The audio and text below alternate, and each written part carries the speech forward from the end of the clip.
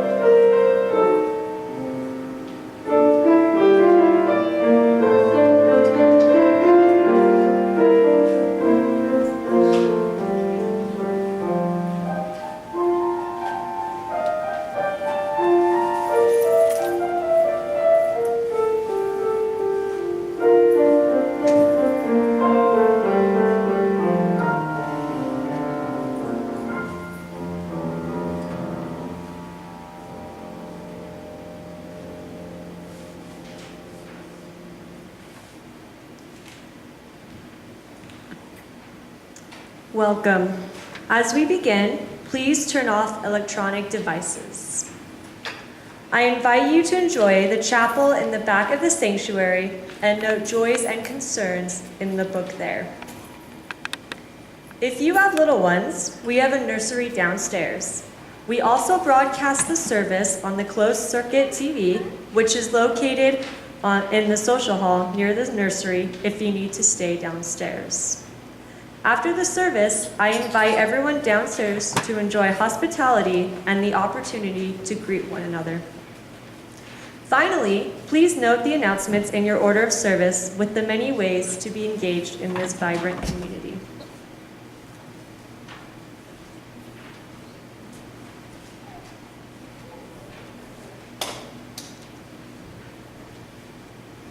Good morning. My name is Lorelei White, and I'm a member of the Board of Trustees. I wanted to make a quick announcement. On September 9th, we will be having our annual water ceremony. After the service, we will have a welcoming reception for our new minister, Reverend Bob LaValle, and the details will be forthcoming.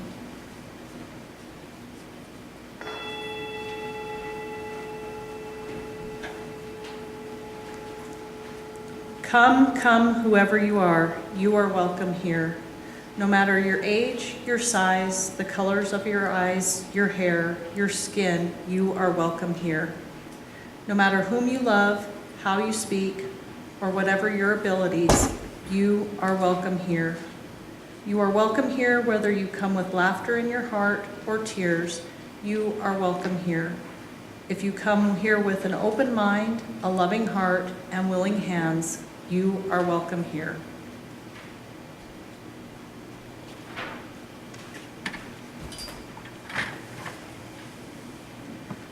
Good morning again.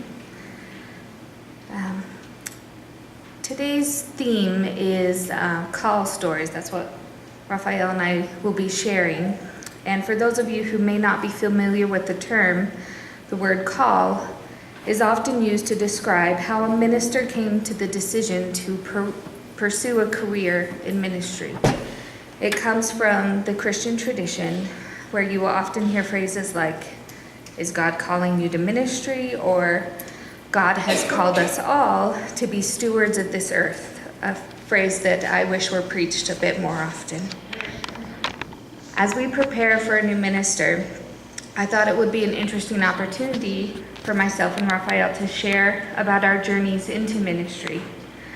Both Raphael and I have completed seminary and are in ministerial process. I'm currently working as a hospice chaplain and taking my time completing my final stages. Raphael recently graduated seminary, completed an internship in a congregation, and is beginning a chaplain internship at St. Mark's Hospital. Many of you may also be familiar with the journey the now Reverend John Cooper went through on his way to ordination, which he shared with you here. And although we are specifically discussing the ministerial journey, all of us are on spiritual journeys in one way or another, and many of us have or will be soon trying to discern a career path. Wherever we may be on our collective journeys, I'm willing to bet that at one point or another, we have felt anxious or uncertain about where we are going.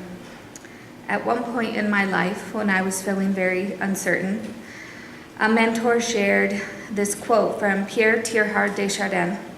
He's a philosopher and a Jesuit priest, and I've often turned to it for comfort when I have felt uneasy about where I was. Above all, trust in the slow work of God. We are quite naturally impatient in everything to reach the end without delay. We should like to skip the intermediate stages. We are impatient of being on the way to something unknown, something new. And yet, it is the law of all progress that it is made by passing through some stages of instability, and that it may take a very long time. And so, I think it is with you. Your ideas mature gradually. Let them grow. Let them shape themselves without undue haste. Don't try to force them on as though you could be today what time, that is to say, grace and circumstances, acting on your own goodwill, will make of you tomorrow.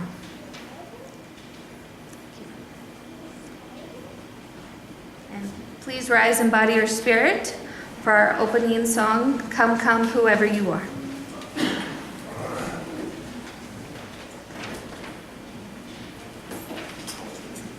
Thinking to myself, should we divide into 3 sections or 2? And luckily I see some strong singers over here, so I'm going to go with 3. Here we go. We'll sing Come, Come, Whoever You Are 1 time through, all together. And then 3 times through, so this group starts once, and then this group will start. And sing your hearts out to this group.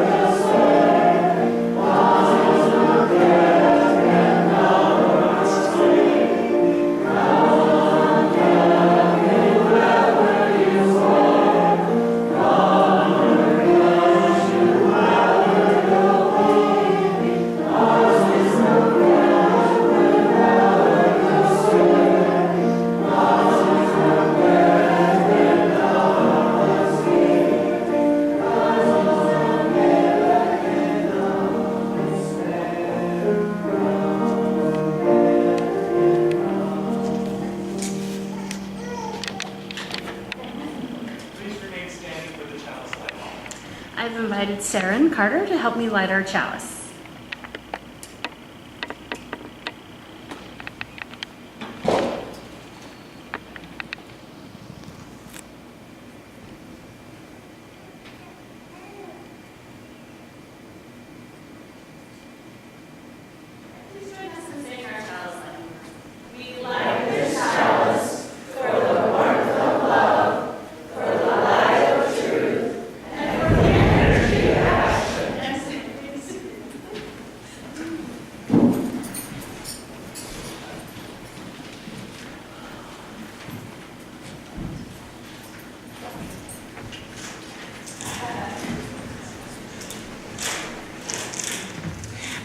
would like to invite all of the young and young at heart to come forward for a time for all ages, especially if you like the looks of giant Tinker Toys.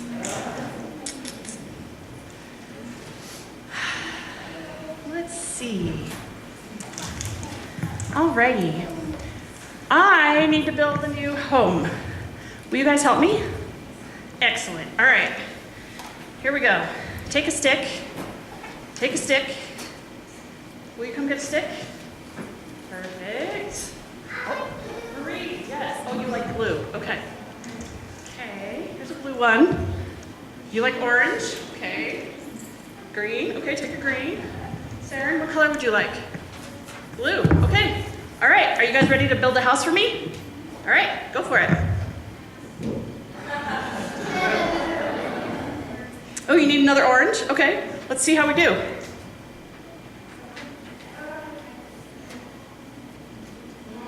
Well, come on, I'm waiting.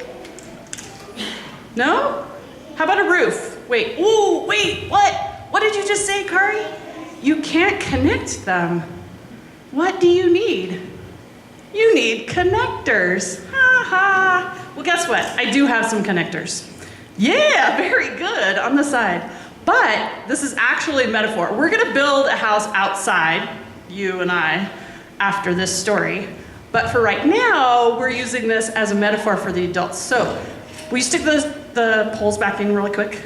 Stick them back in. Don't worry, we're gonna play with them for an hour after this story time. Okay. Okay. So, we got them out just to show that you can't build a new home without some connections, without some connectors. So, we have someone new joining our congregation, and he's gonna roll into town tonight from New York State. Have you ever moved to a new place? Yeah? Yeah? Did you know everything about the place you were moving to before you got here? How about you guys? Come on, man, Google, you didn't know everything? Right, way before Google.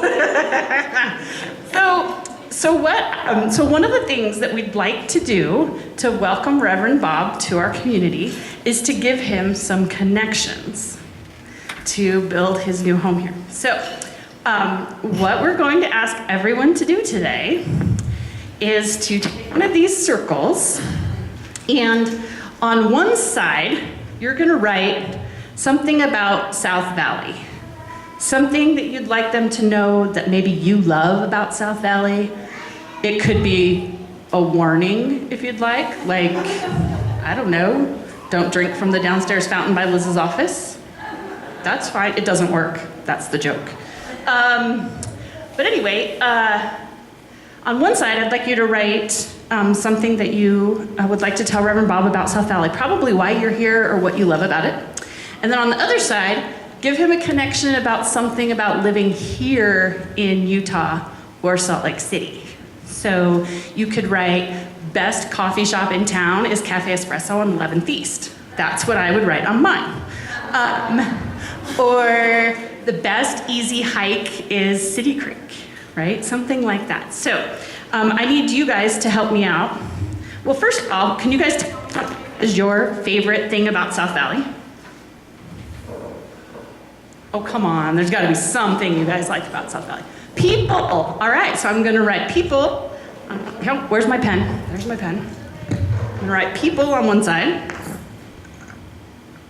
Okay, what's your favorite thing about living in Utah or Salt Lake City?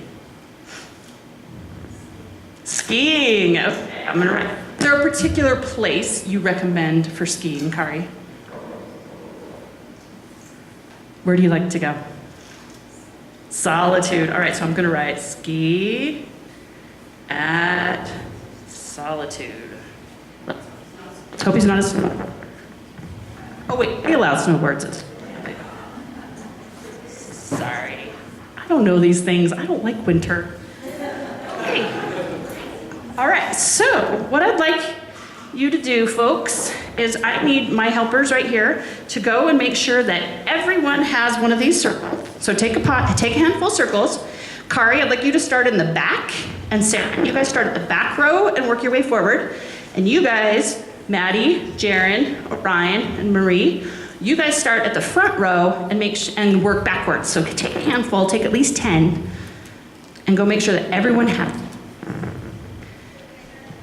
But you're gonna start at the front. I had those two start in the back. Oh, you're gonna take a pen? Excellent. All right.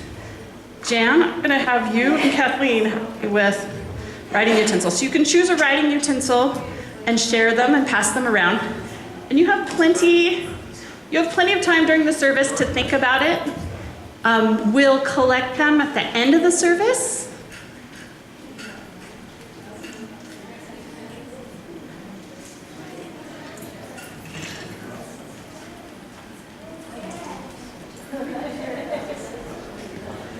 Yeah, make sure everybody has one. Make sure Sinnamon and Raphael have one too.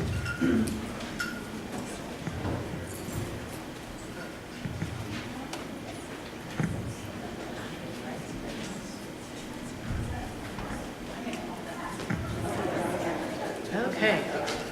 Does everyone have one? If you don't have one, will you raise your hand so the kids can find you? Does everyone have one? Oh, I think everyone has one. Excellent. Okay, so put them back in the basket.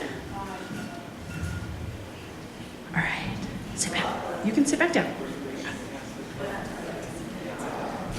Okay. Excellent. All right, so are we ready to go build a house downstairs? Excellent. Or play with scooters? Yes, we will.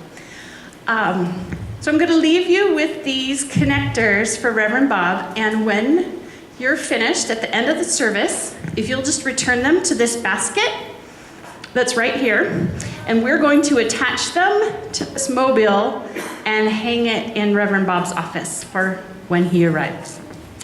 And are we ready to head downstairs? All right, let's go. Thank you. That's okay.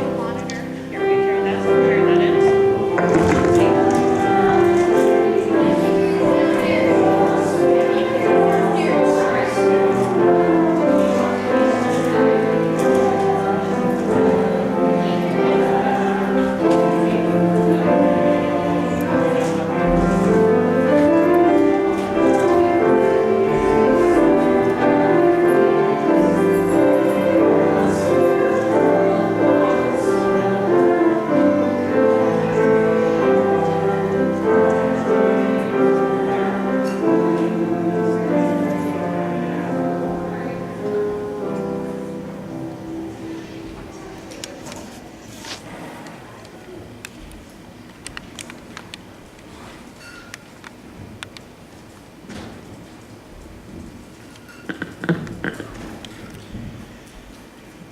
So this morning's reflection is an image that I've spent a lot more time reflecting on than I probably should have in my life.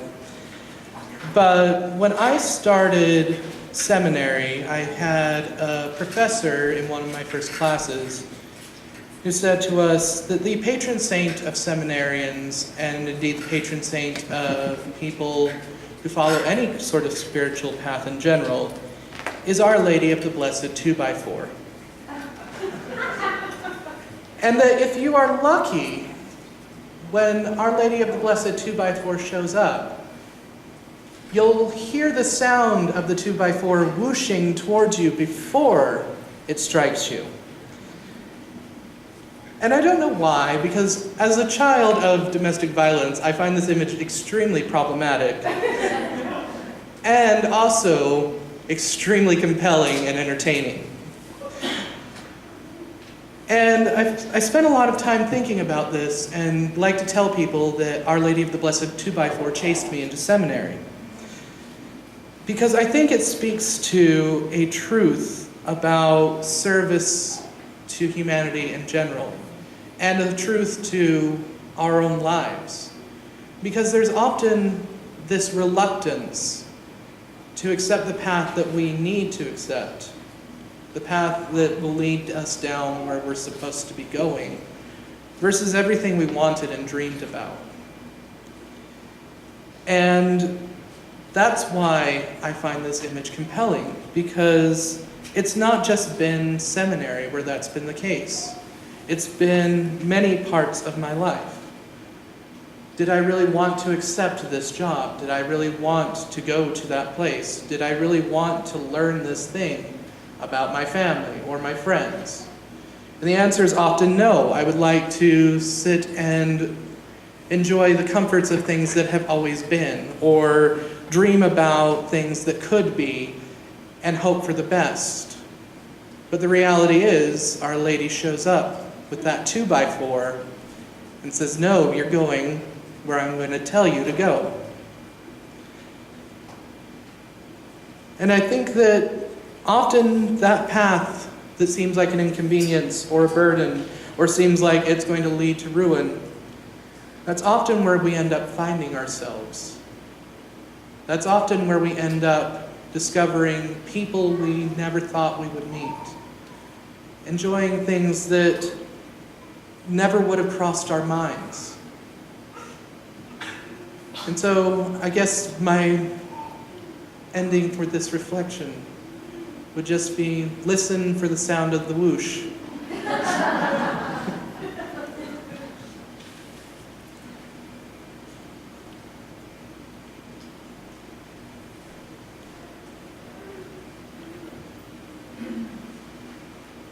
It is our practice here at South Valley to split our worship service offerings with a charitable organization or program that aligns with our values and principles. For July and August, we will be donating to the Florence Project, a legal service organization that provides free services to detained adults and unaccompanied children facing immigrational removal proceedings in Arizona. Since 1989, the Florence Project has addressed this iniquity locally and nationally through direct service, partnerships with the community, and their children's program that educates, empowers, and provides legal assistance to more than 500 unaccompanied immigrant children. Will you join with me in saying the words that are printed in the order of service for our offering? We are this church. We are its hands, its heart, its voice. Together, we share in the wealth of this community and sustain it with our gifts.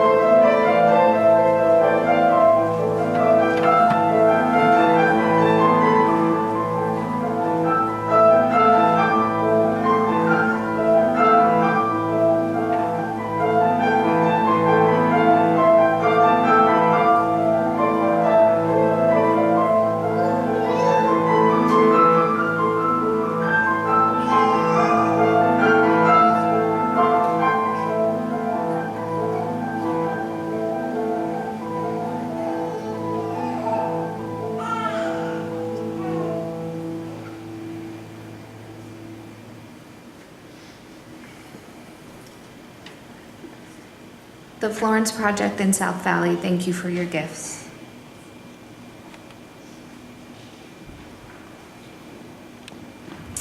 If you will open your hymnals to 591, the reading, and one of the readings in the back, it is called I Call That Church Free. I will read the print and you will respond in the words in italics, please.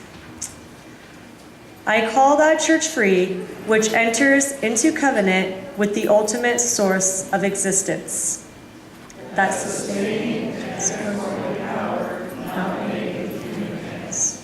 It binds together families and generations, protecting against the adultery of any human claim to absolute truth or authority. Its government is a charter, responsibility, and joy and worship. I call that church free, which brings individuals into a caring, trusting fellowship.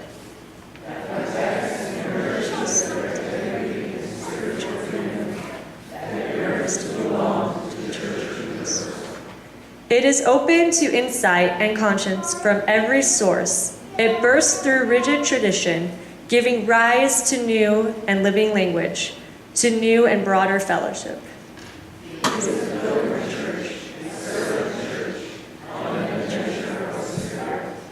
The goal is the prophethood and priesthood of all believers, the one for the liberty of prophesying, the other for the ministry of healing.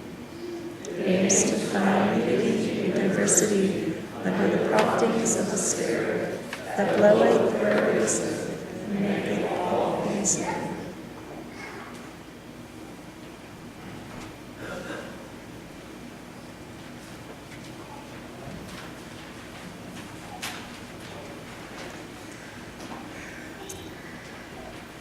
So, fair warning, every time I tried practicing reading this, I cried. So, I have my tissues ready.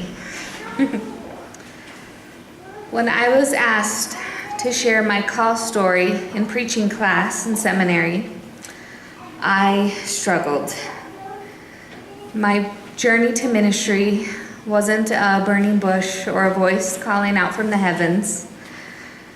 I couldn't even trace it back to one single moment of clarity. Rather, it was several moments of questions, doubts, difficult decisions, mistakes, and beautiful moments of assurance, joy, connection, affirmation, and feelings of home, where I knew I was exactly where I needed to be at that time. The first moment I can recall took place on a playground during recess when I was very young. I grew up in an evangelical school, and my parents would probably like me to clarify, they weren't evangelical, so I had kind of a mixed upbringing. They would actually make good UUs, but they don't want to come to church. But I grew up in this evangelical school, so I had a very strong belief in God, who of course was referred to as a he, and a strong literal belief in the Bible. I don't know what inspired this moment, other than faith and a need to feel connected to the divine. And it was a happy moment.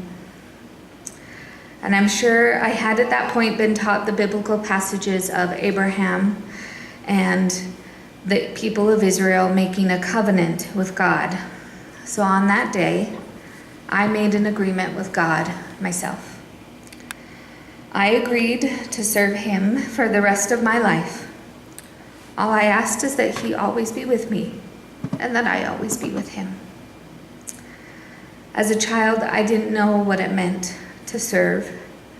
And as a child, I also lacked the foresight to ask for some financial stability to be thrown into the deal. If I were making that decision now, I'd have a few clarifications. Ever since then, I have been very passionate about my faith. I was very involved in youth group as a teenager, and when I moved to Catholic high school, I learned to love the richness and ritual of the Catholic Mass, and I relished the challenge of my religious study classes that taught me to grapple with the tough questions of belief and morality. During that time, I was struggling with my evangelical church. The church was in crisis after some scandal with our minister, and it was becoming more and more extreme. My friend and I struggled with constantly feeling judged and constantly feeling like we weren't good enough. It became a very legalistic environment, so we decided to leave. High school was my first major spiritual crisis. I didn't know what to believe anymore. I didn't know what type of church to belong to. I didn't know what to believe about the Bible. And because of my upbringing, I was very afraid of spiritual failure. So I had another conversation with God. With tears in my eyes, I cried, I have to be able to be wrong. It has to be okay for me to be wrong. In that moment, I felt a sense of peace, and I was reminded of the passage in 2 Corinthians where it says, "My grace is sufficient for you, for my power is made perfect in weakness." That was a turning point for me. I was no longer afraid I was backsliding or sinning by questioning the church I grew up in, and that it was okay to keep searching.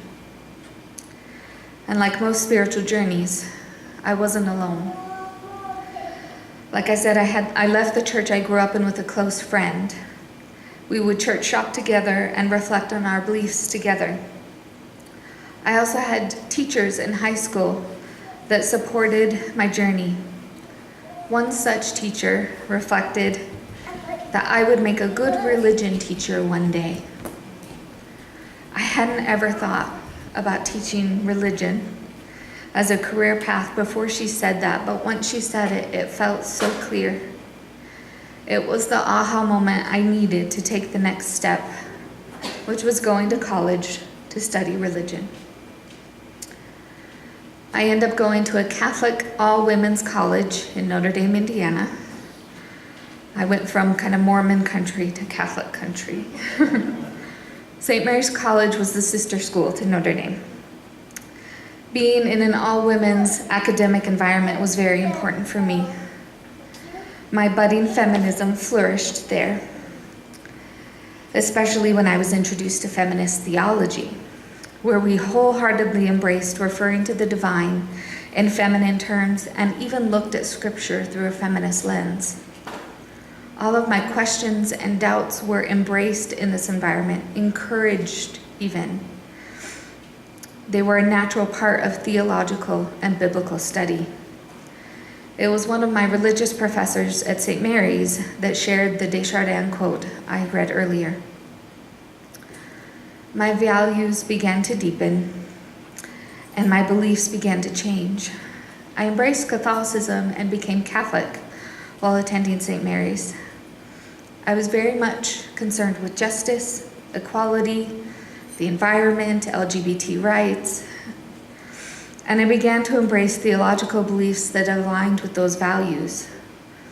I later realized that it was the Catholic academic environment that I embraced. I struggled with a more conservative Catholic congregational setting when I was in a non-Catholic seminary. And I eventually ended up leaving while attending seminary. I went to graduate school, seminary, with the goal of becoming a professor or religion teacher. But the first few years of graduate school were difficult for me. I struggled to keep up with my classes, and I developed writing anxiety. I no longer felt like being a professor was a realistic goal for me. Also, when I started grad school, I was Catholic, and as a woman could not be ordained. As I saw my Protestant classmates prepare for ministry, preach, perform ritual, I would ache inside. It felt like something was missing.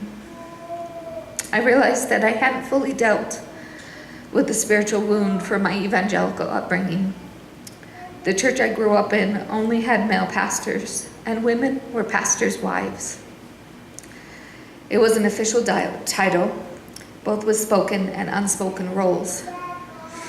I remember one time in youth group, those of us who were leaders in the youth group were having a training devotional time with the youth pastor and his wife, who, by the way, had the same education. They went to the same school, but she was the wife.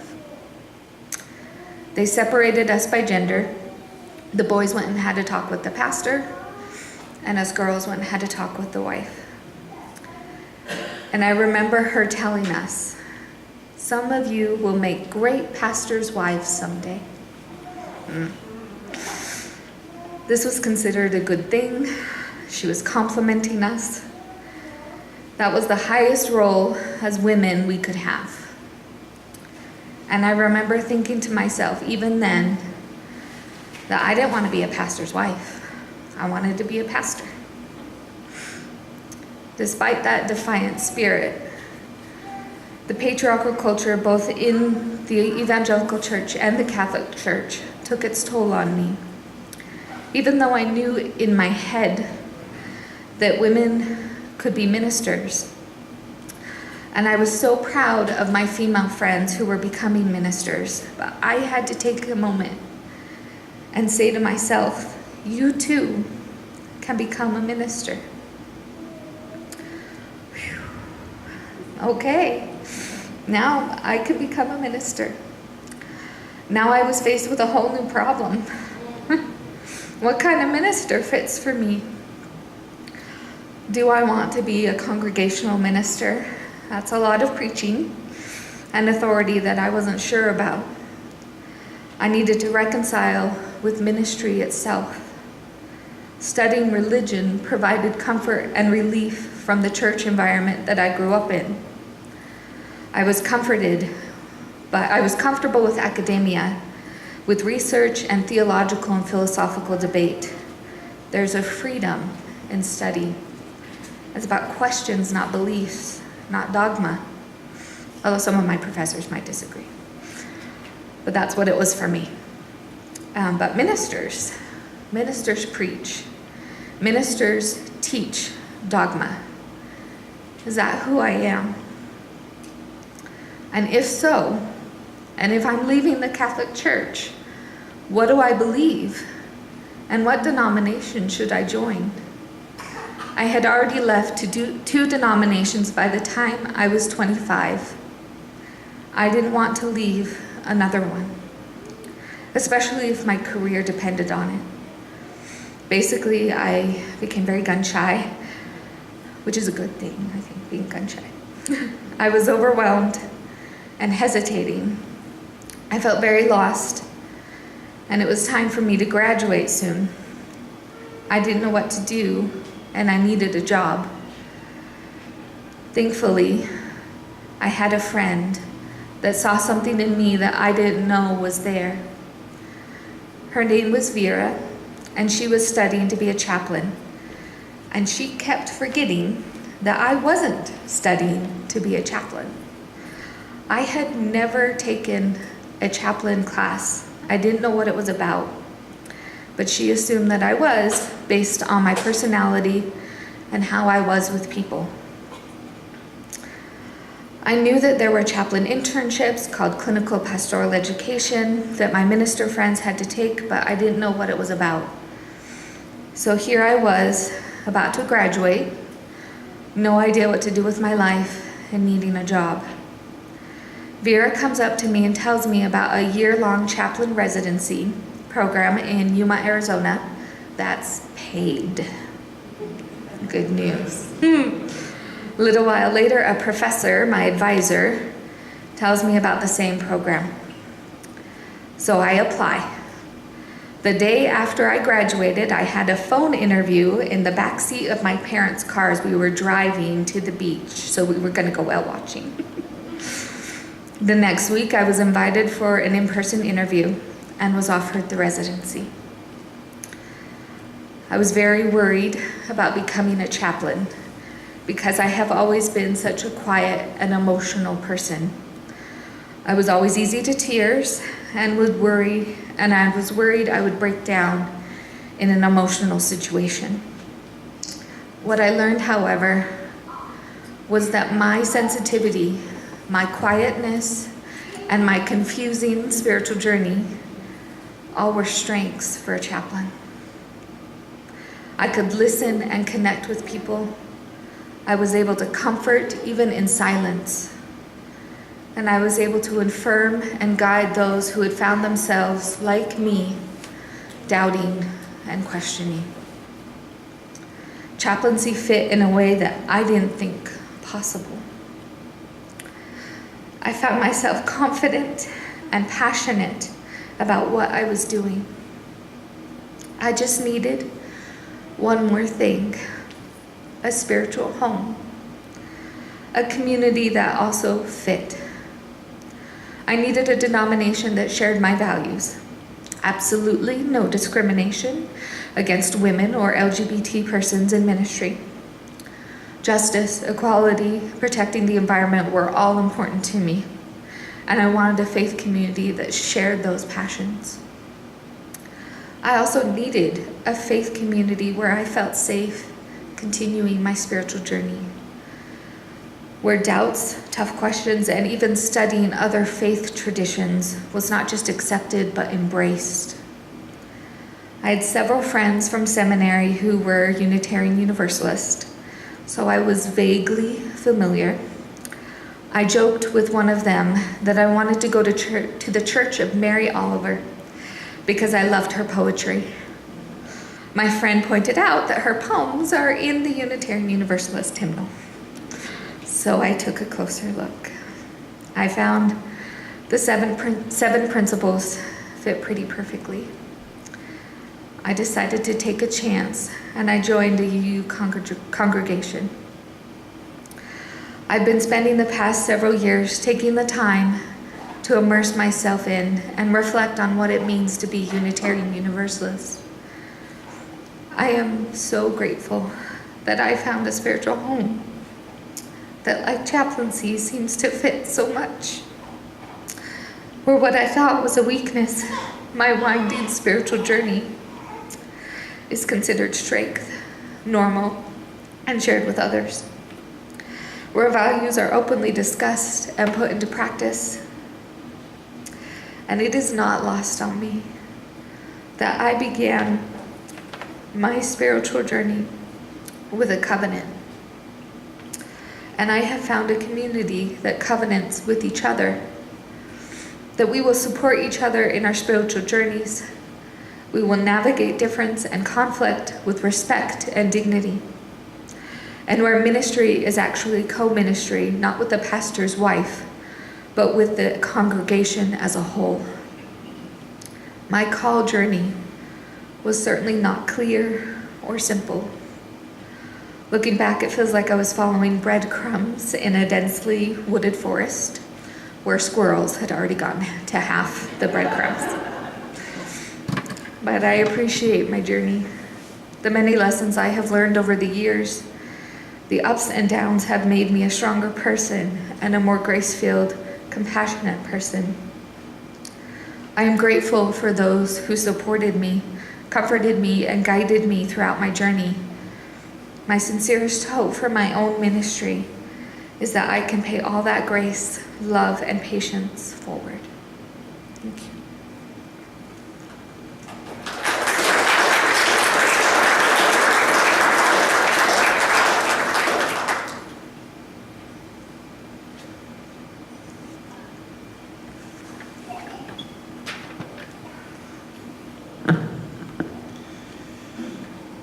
So, in a way, I feel like my call to ministry has always been there in one way or another.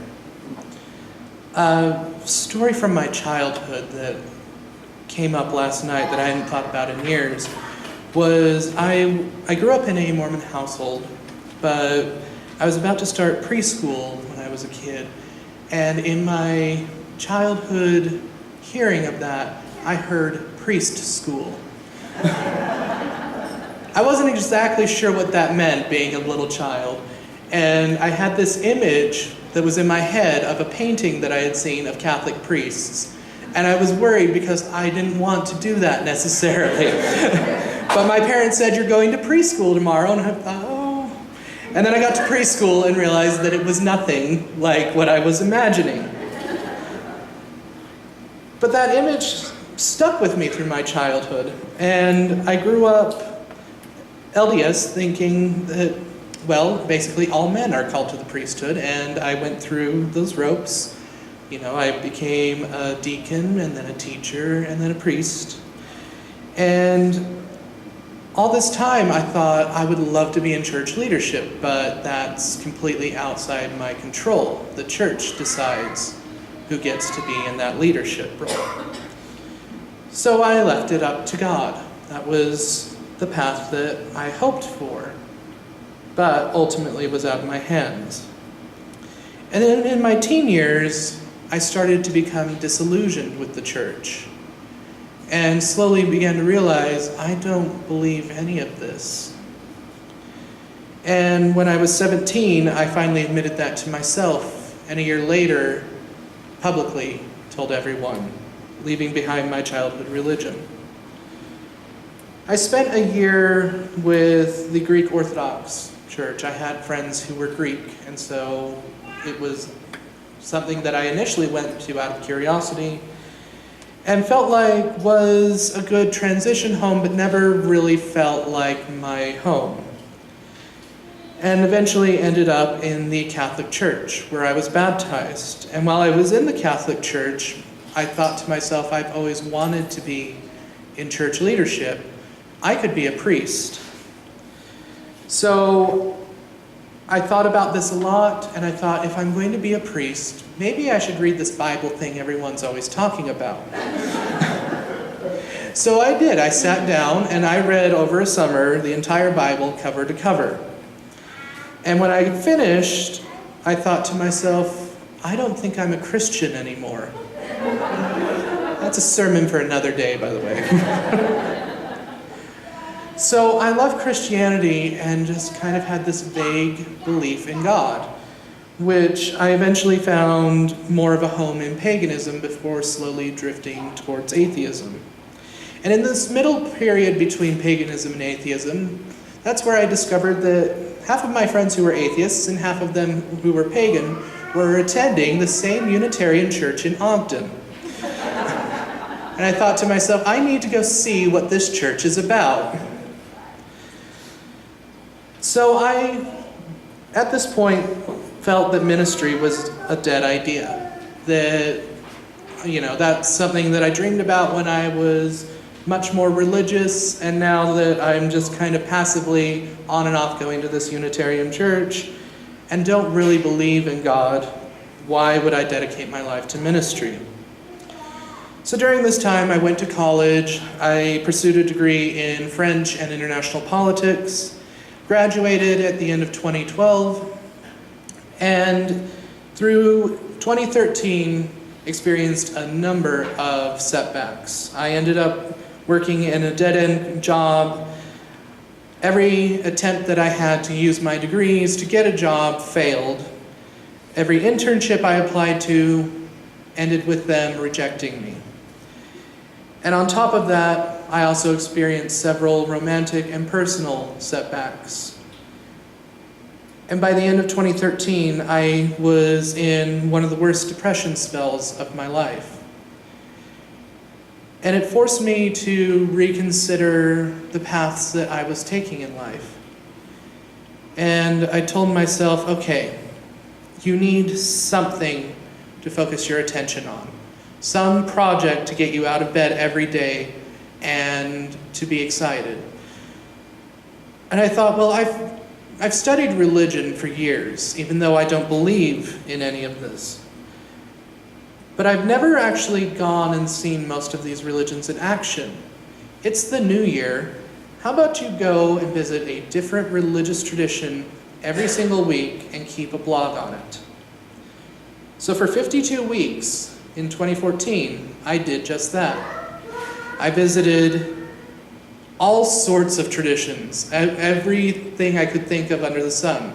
I found them all here in Utah, by the way, one of the most homogenous places in the country. So if it is this religiously diverse here, it's this religiously diverse everywhere in the country.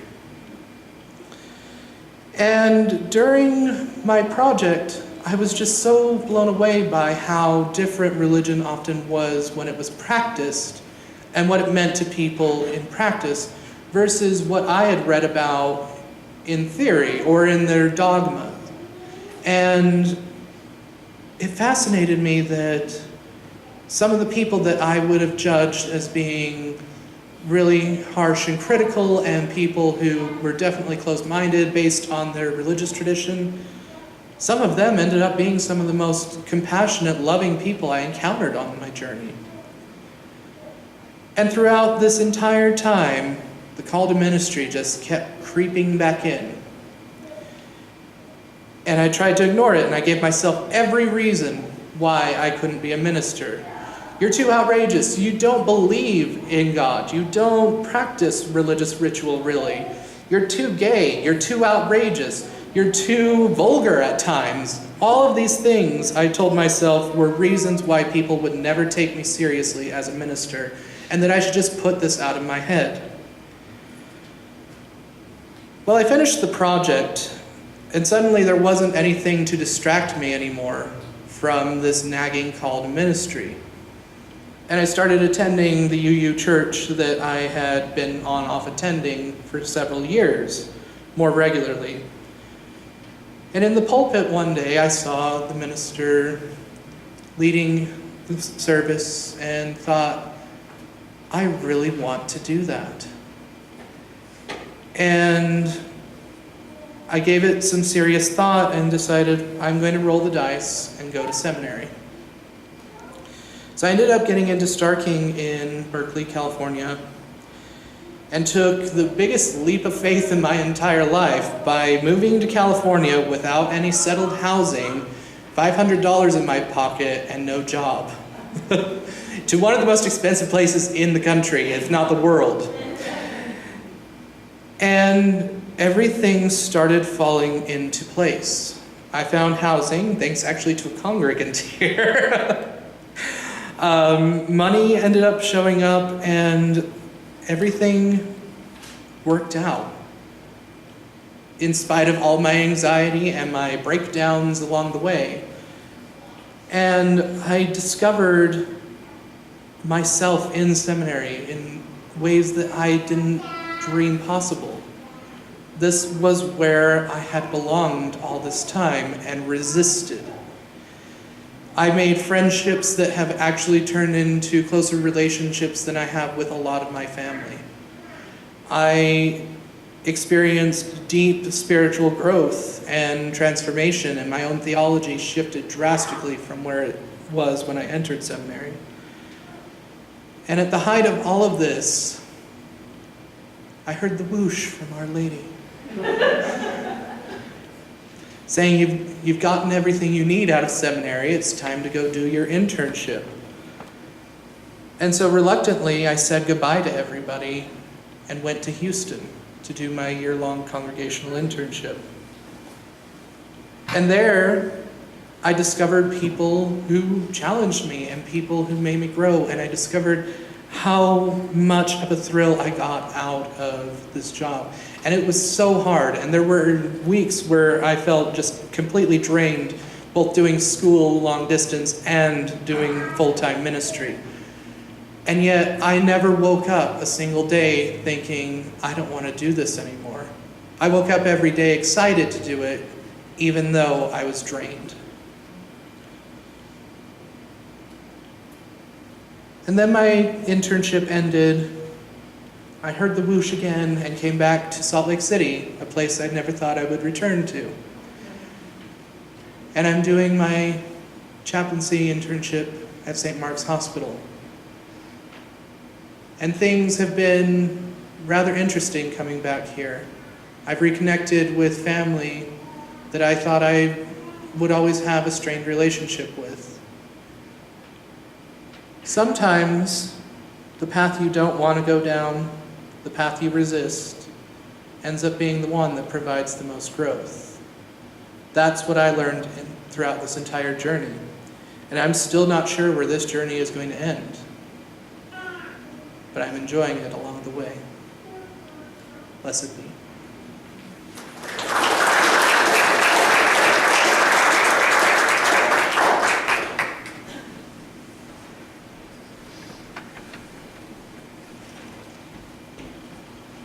Please now open your hymnals to hymn 124, Be a Fast Guide. Please rise in the body or spirit.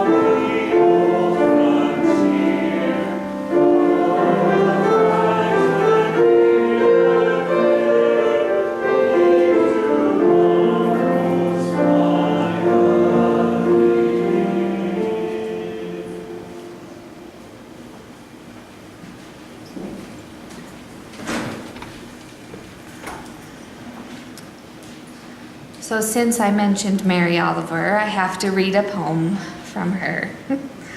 Many of you are probably familiar with her poem, The Journey, which seemed fitting. But I also kind of struggle with this poem. There are some difficult parts which seem apt to a spiritual journey.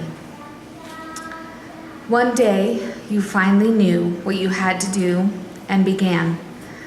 Though the voices around you kept shouting their bad advice, though the whole house began to tremble and you felt the old tug at your ankles, mend my life, each voice cried, but you didn't stop. You knew what you had to do, though the wind pried with its strife fingers at the very foundations, though their melancholy was terrible. It was already late enough and a wild night, and the road full of fallen branches and stones. But little by little, as you left their voices behind, the stars began to burn through the sheets of clouds, and there was a new voice, which you slowly recognized as your own, that kept you company as you strode deeper and deeper into the world, determined to do the only thing that you could do, determined to save the only life you could save. Thank you all for sharing this journey with us today. Please listen to our postlude music.